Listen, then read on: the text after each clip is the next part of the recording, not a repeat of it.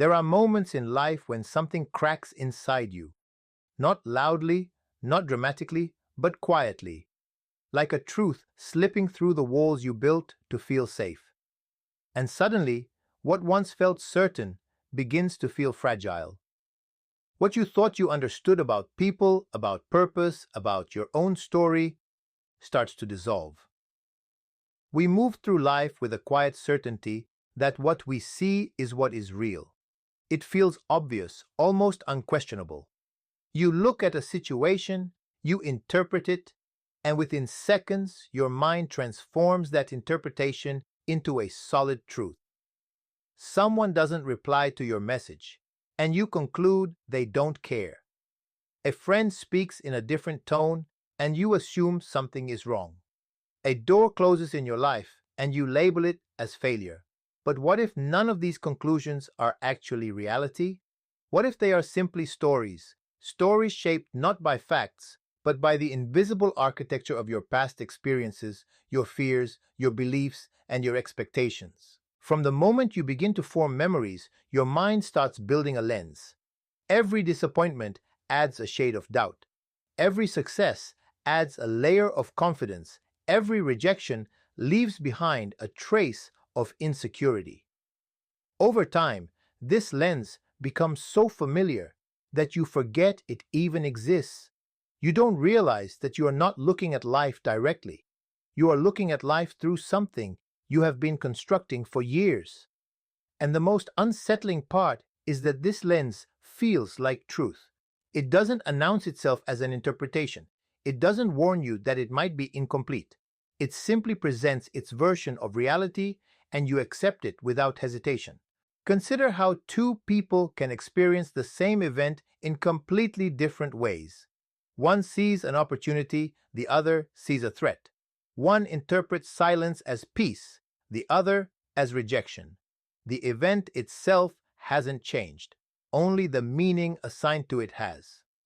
This alone reveals something profound. Reality is not just what happens, but what you believe is happening. And that belief is rarely neutral. It is colored, shaped, and sometimes distorted by everything you carry inside you. This is where misunderstandings are born, not because people intend to hurt each other, but because they are each reacting to their own version of reality. You think someone is being distant, so you withdraw. They interpret your withdrawal as disinterest, so they step back even further. Neither of you is responding to what is actually happening. You are responding to what you think is happening. And in that space between perception and reality, entire relationships can quietly unravel. The danger of this illusion is not just in how you see others, but in how you see yourself. If your internal lens is shaped by doubt, you will interpret challenges as proof that you are not capable. If it is shaped by fear, you will see risks as threats rather than possibilities. You begin to live inside a narrative that feels real, but may have little to do with your actual potential. You limit yourself not because of what is true, but because of what feels true. And yet, questioning your own perception is one of the most difficult things to do. It requires a kind of humility that most people resist. It means admitting that you might be wrong, not occasionally, but often. It means accepting that your thoughts are not always reliable, that your emotions are not always accurate reflections of reality, that your certainty might be built on incomplete information. This is uncomfortable because certainty feels safe, even when it is misleading. But there is also something deeply liberating in recognizing this. If your perception is not fixed, then it can change. If your interpretation is not absolute, then you have the power to reshape it. You can pause before reacting, question the story forming in your mind, and consider alternative explanations.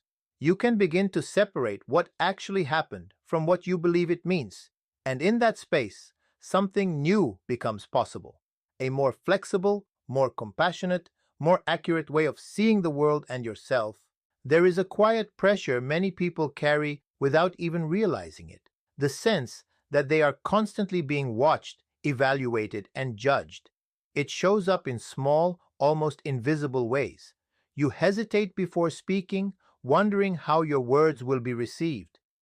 You replay conversations in your mind, analyzing every sentence, every pause, every expression on the other person's face. You walk into a room and feel as though attention immediately shifts toward you, as if invisible eyes are measuring your appearance, your posture, your worth. This feeling can become so normal that it blends into the background of your life, shaping your behavior without ever being questioned. But beneath this pressure lies a simple truth that often goes unnoticed. Most people are not thinking about you nearly as much as you imagine. They are occupied with their own concerns, their own insecurities, their own internal dialogues. Just as you are busy analyzing your words, someone else is busy analyzing theirs. Just as you worry about how you appear, others are absorbed in their own self-perception. Each person is the center of their own experience, navigating a world that feels just as complex and demanding as yours. This creates an interesting paradox. You assume you are being judged because you are constantly aware of yourself, yet others are just as focused on themselves. It is not that people never notice you, but their attention is fleeting. A passing thought, a quick impression, and then their mind returns to its usual concerns. The moment you think defined how someone sees you may have barely registered in their memory. What feels significant to you may be insignificant to them, not out of indifference, but because their attention is already consumed by their own reality. And yet, this illusion of constant judgment has real consequences. It makes you perform instead of express. You choose words not because they are honest, but because they are safe. You adjust your behavior to fit what you believe others expect, even when those expectations exist only in your imagination. Over time, this creates a subtle distance between who you are and how you show up in the world. You begin to live in a way that prioritizes approval over authenticity, and without noticing, you trade freedom for acceptance that may not even be required. There is also a deeper layer to this dynamic.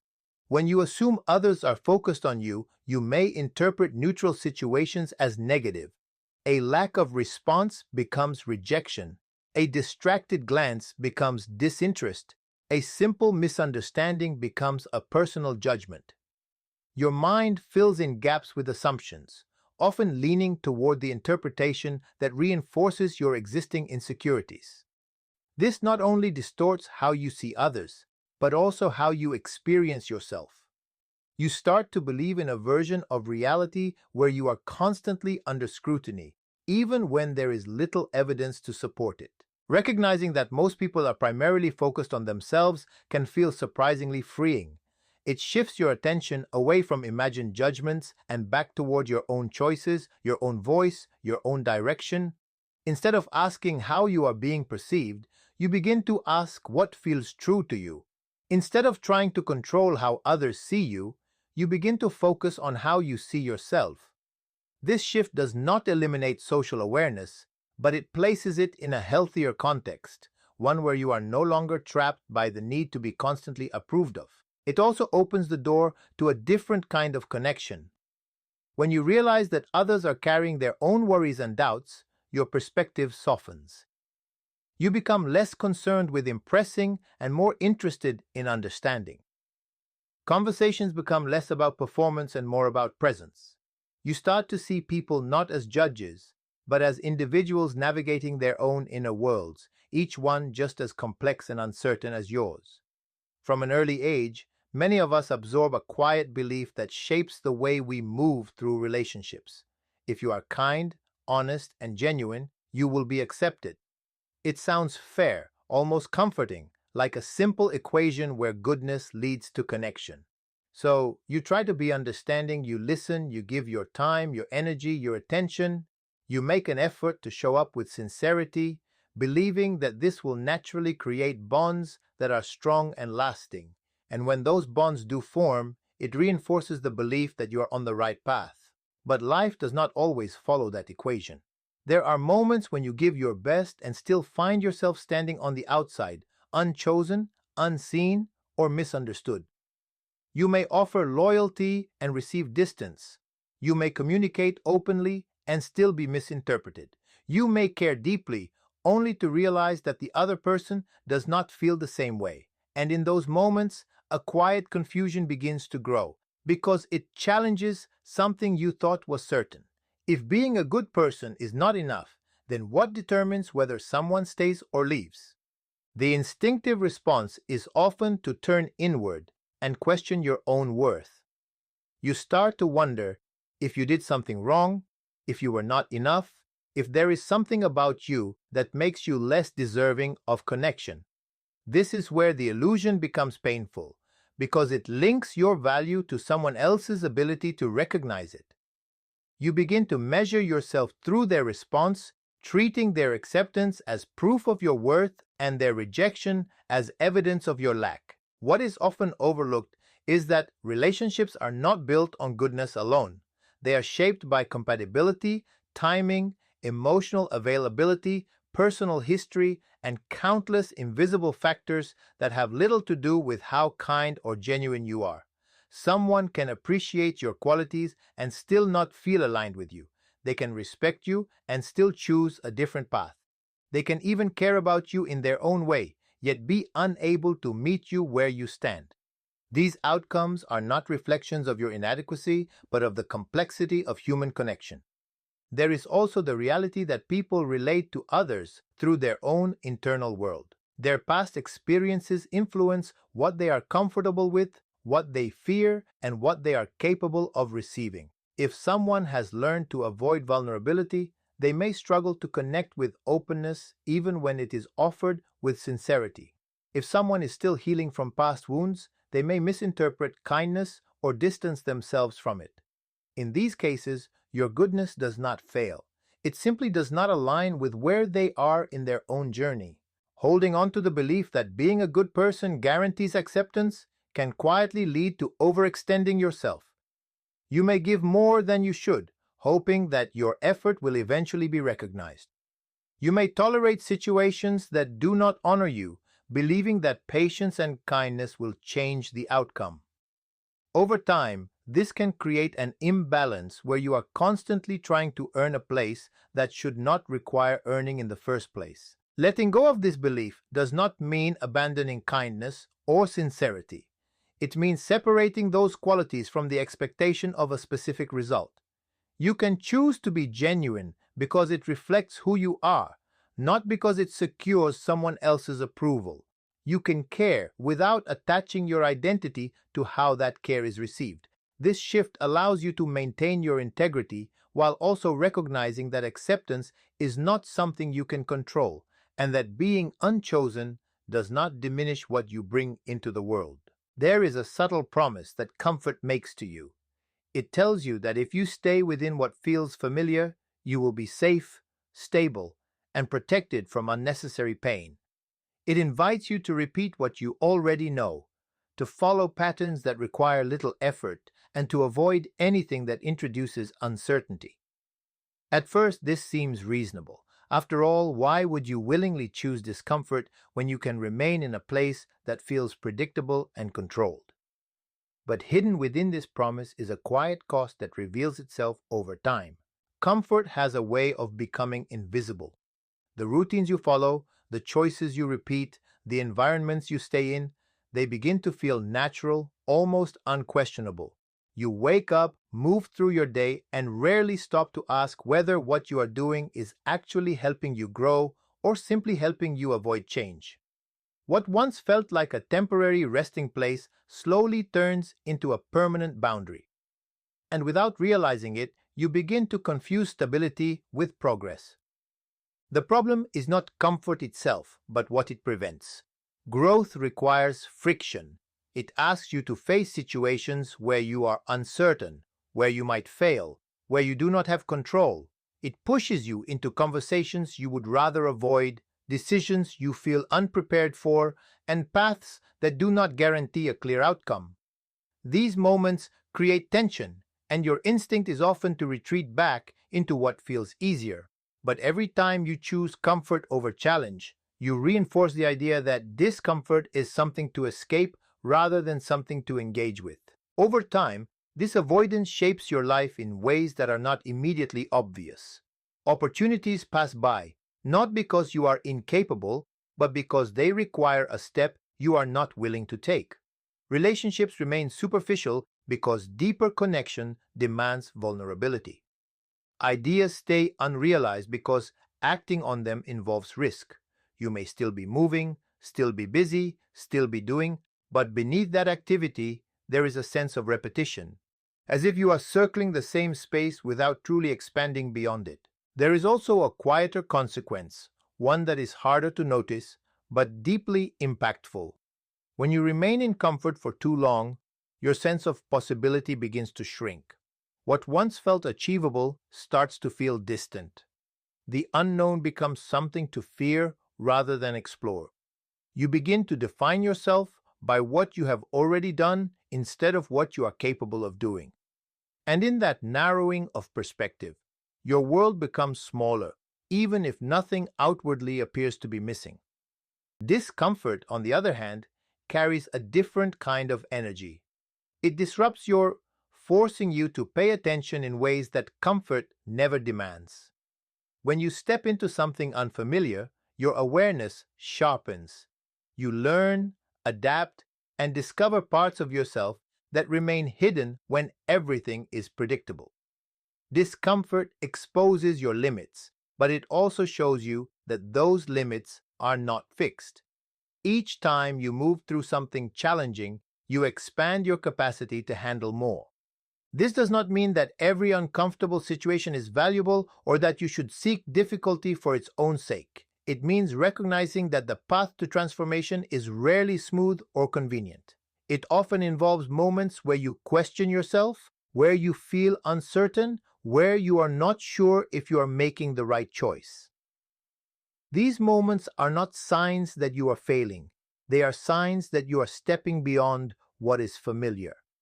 The tension between comfort and growth is something you navigate continuously. Each day presents choices, some small, some significant, where you decide whether to remain within what you know or move towards something that challenges you. These decisions accumulate, shaping not only what you experience, but who you become. And while comfort may offer ease in the present, it is often discomfort that carries the potential to reshape your future.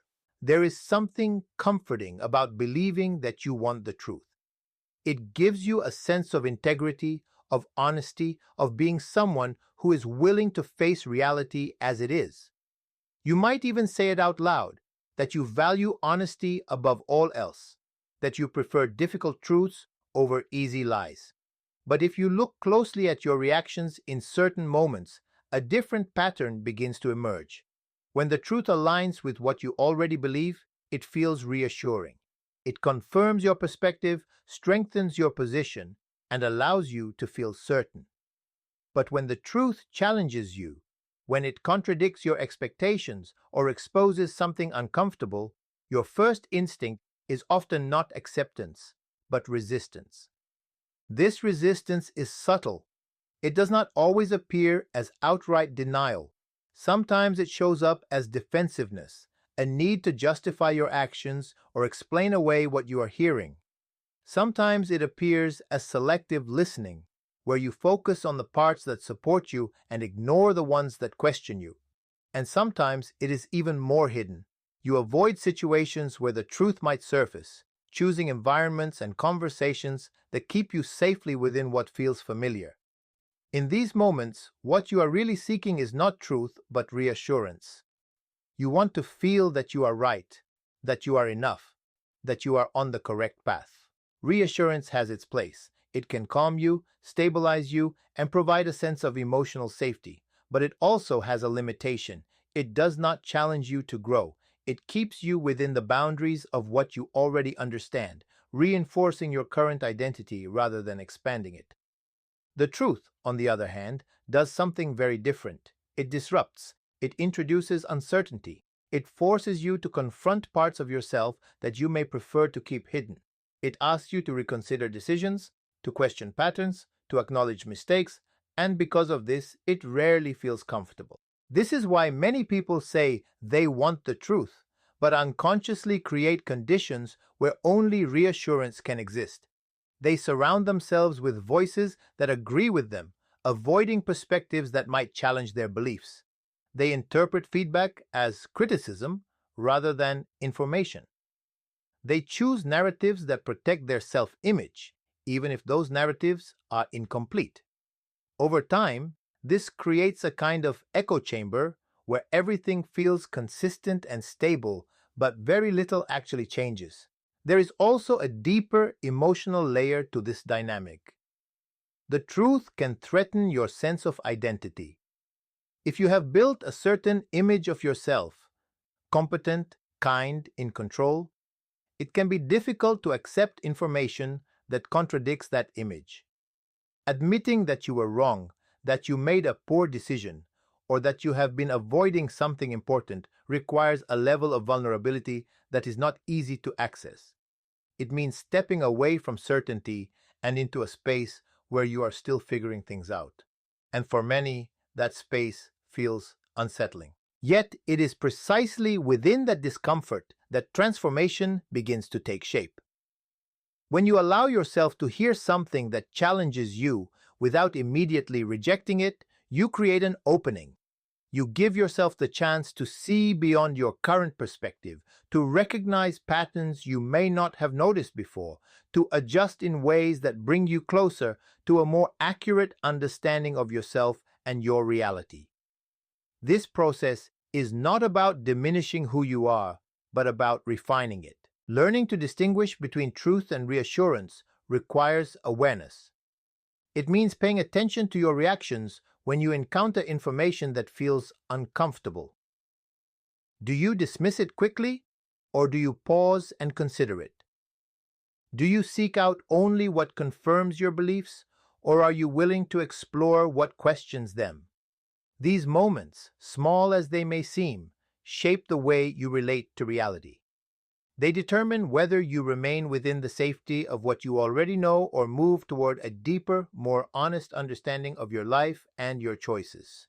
There is a moment in life, sometimes quiet, sometimes abrupt, when the narrative you have been telling yourself begins to feel insufficient. Up until that point, it may have felt natural to explain your circumstances through external factors. The timing was wrong, the opportunity was not fair, the other person did not understand, the situation was beyond your control.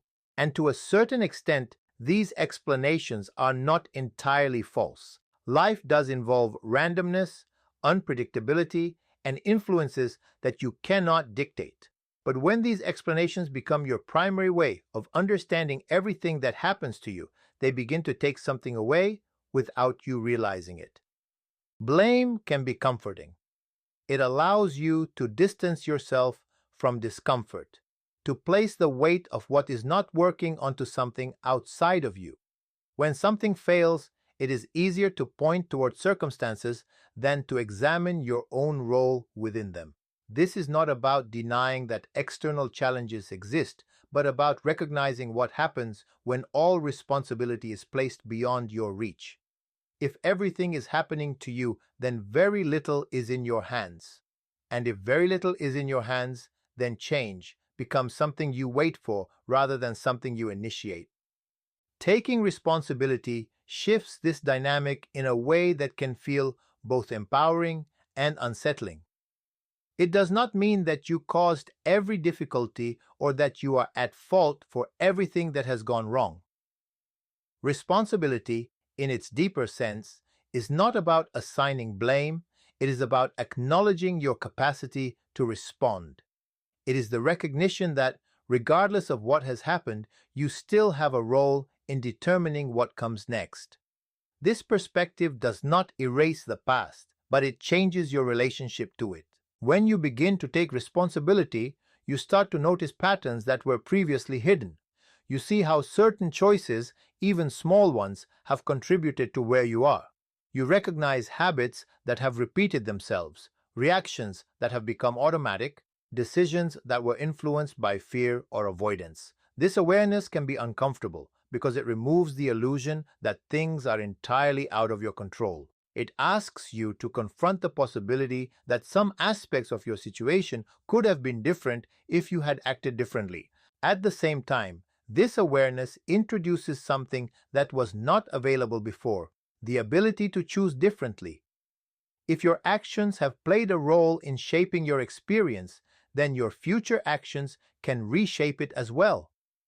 Instead of feeling trapped by what has already happened, you begin to focus on what is still within your reach. You move from asking why something occurred to considering how you can respond to it in a way that aligns more closely with who you want to become. This shift is not always dramatic. It often appears in small, consistent changes. You take ownership of your reactions instead of letting them dictate your behavior. You make decisions based on intention rather than impulse. You set boundaries where you previously remained silent. You follow through on commitments that you once postponed. Each of these actions may seem minor on its own, but together they create a different trajectory, one that is shaped less by circumstance and more by conscious choice. There is also a deeper transformation that occurs internally. When you take responsibility, your sense of agency begins to grow.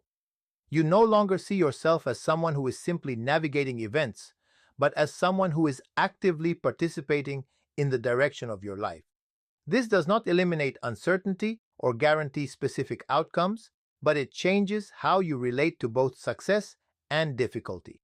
You become less dependent on external validation and more grounded in your own decisions. The idea of responsibility is often misunderstood as a burden, something heavy that you have to carry. But in reality, it is closely tied to freedom.